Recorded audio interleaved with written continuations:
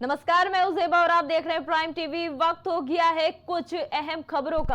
प्रधानमंत्री नरेंद्र मोदी ने शिक्षक दिवस के अवसर पर शिक्षकों को बधाइयां दी हैं और पूर्व राष्ट्रपति एस राधाकृष्णन को श्रद्धांजलि दी है। पीएम मोदी ने सोशल मीडिया प्लेटफॉर्म एक्स पर एक पोस्ट में लिखा, शिक्षक दिवस की शुभकामनाएं आप सभी को। ये युवा मन को आकार देने वाले सभी शिक्षकों के प्रति आभार व्यक्त करने का अवसर है। डॉक्टर राधाकृष्णन को उनकी जयंती पर श्रद्धांजलि। प्रधानमंत्री ने आगे कहा कि शिक्षकों की भूमिका छात्र छात्राओं को ज्ञान और मार्गदर्शन देकर उनके जीवन को गढ़ने में अत्यंत महत्वपूर्ण है और वो राष्ट्र निर्माण में अपना बहुमूल्य योगदान दे रहे हैं।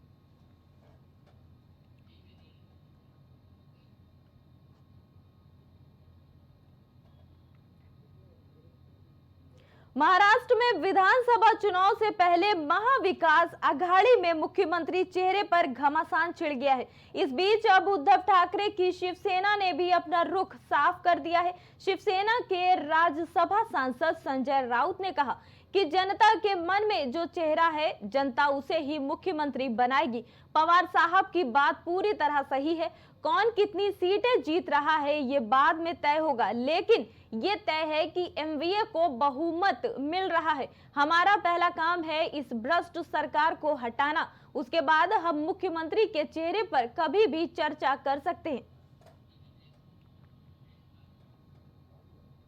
बढ़ते अगली खबर की ओर, बता दें समाजवादी पार्टी के मुखिया यानी अखिलेश यादव ने सुल्तानपुर एनकाउंटर को लेकर यूपी सरकार पर तीखी टिप्पणी की है। उन्होंने बिना नाम लिए आरोप लगाया है कि लूटकांड के अन्य आरोपियों को तो पैर में गोली मारी गई, लेकिन आज सुबह जिस मंगेश यादव की पुलिस से मुठभेड़ हुई है उसकी जान ले ली गई। अखिलेश ने आरोप ये भी लगाया कि जाति देखकर जान ली गई है। सपा मुखिया ने अपने लंबे चौड़े एक्स पोस्ट में ये लिखा है कि लगता है सुल्तानपुर की डकैती में शामिल लोगों से सत्ता पक्ष का गहरा संपर्क था, इसलिए तो नकली एनकाउंटर से पहले मुख्य आरोपी से संपर्क साध कर सरेंडर करा दिया गया और अन्य सपक्षीय लोगों के पैरों में सिर्फ दिखावट गोली मारी गई और जाति देखकर जान ली गई है।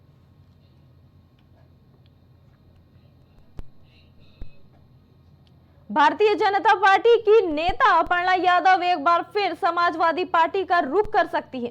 साल 2022 के विधानसभा चुनाव से पहले बीजेपी में शामिल हुई अपर्णा को बीते दिनों ही महिला आयोग का उपाध्यक्ष नियुक्त किया गया है। सूत्रों का दावा है कि महिला आयोग में उपाध्यक्ष पद से अपर्णा नाराज है। सूत्रों का दावा यह भी है कि अपर्णा महिला आयोग की उपाध्यक्ष की जिम्मेदारी संभालने को तैयार नहीं है। सूत्रों के मुताबिक अपर्णा चाचा शिवपाल के जरिए सपा के संपर्क में है। सूत्रों के अनुसार 2.5 साल की मेहनत और विरासत के मुताबिक पद नहीं मिला। अपर्णा पहले भी अखिलेश यादव और डिंपल यादव के खिलाफ बोलने से बचती आई हैं। कथित शराब नीति घोटाले में दिल्ली के मुख्यमंत्री अरविंद केजरीवाल की जमानत अर्जी और सीबीआई द्वारा उन्हें गिरफ्तार करने को चुनौती देने वाली उनकी याचिका पर सुप्रीम कोर्ट में आज सुनवाई हो रही है। न्यायमूर्ति सूर्यकांत और न्यायमूर्ति उज्जवल भुइया की पीठ में इस मामले में सुनवाई कर रही है। वही वरिष्ठ वकील अभिषेक मनु सिंघवी दिल्ली के मुख्यमंत्री अरविंद केजरीवाल का पक्ष रख रहे।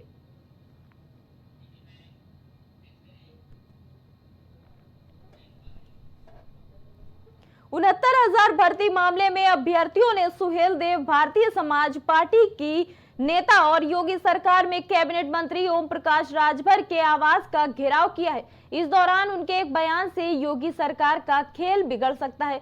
राजभर ने दावा किया है कि इस आंदोलन को समाजवादी पार्टी के लोग हवा दे रहे।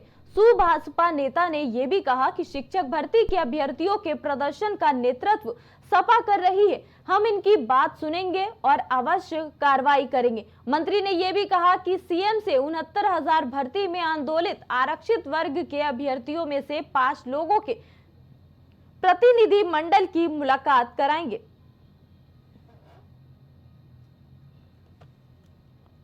बढ़ते अगली खबर की ओर, दिल्ली कोचिंग हादसा मामला हाईकोर्ट ने सीबीआई को जवाब दाखिल करने को कहा है। 4 सह मालिकों की जमानत याचिका पर जवाब देने के आदेश। हाई कोर्ट में अगली सुनवाई यानी 11 सितंबर को होगी।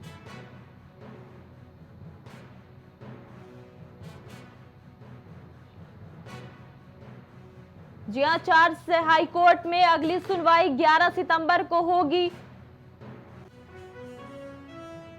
दिल्ली कोचिंग हादसे का मामले पर यह बड़ी खबर आपको बता दें। हाईकोर्ट ने सीबीआई को जवाब दाखिल करने को कहा है। 4 सह मालिकों की जमानत याचिका पर जवाब देने के आदेश है।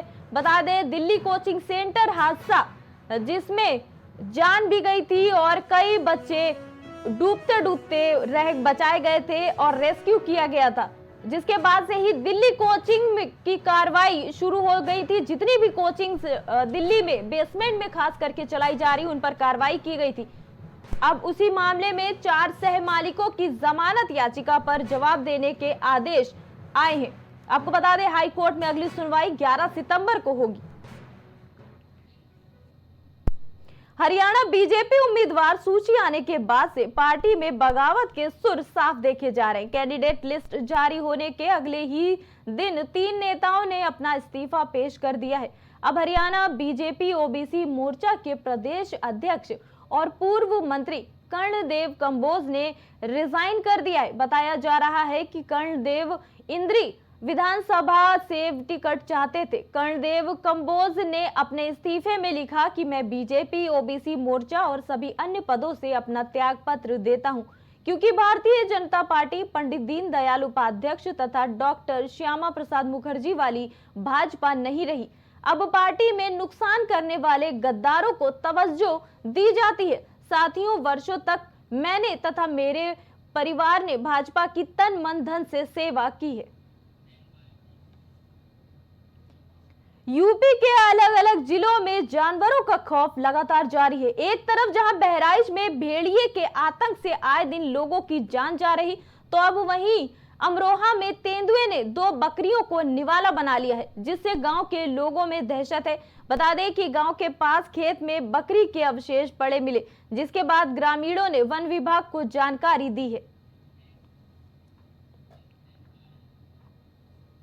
बहराइच जिले के महसी तहसील में मानव भेड़िए संघर्ष के बीच उत्तर प्रदेश सरकार ने प्रभावित क्षेत्र में इसे वन्य जीव आपदा घोषित कर दिया है। राज्य के एक मंत्री ने ये जानकारी दी। मत्स्य पालन मंत्री संजय कुमार निषाद ने बताया कि बहराइच जिले में मानव पशु संघर्ष को देखते हुए इस क्षेत्र को वन्य जीव आपदा क्षेत्र घोषित कर दिया गया है।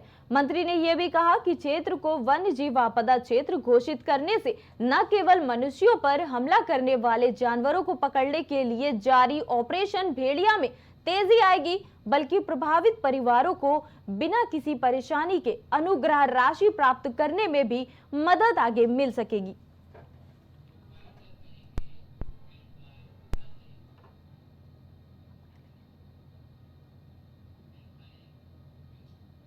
और इस वक्त की प्रमुख खबरों में अभी के लिए इतना ही। देश और दुनिया की सभी ताजा तरीन खबरों के लिए आप देखते रहिए प्राइम टीवी।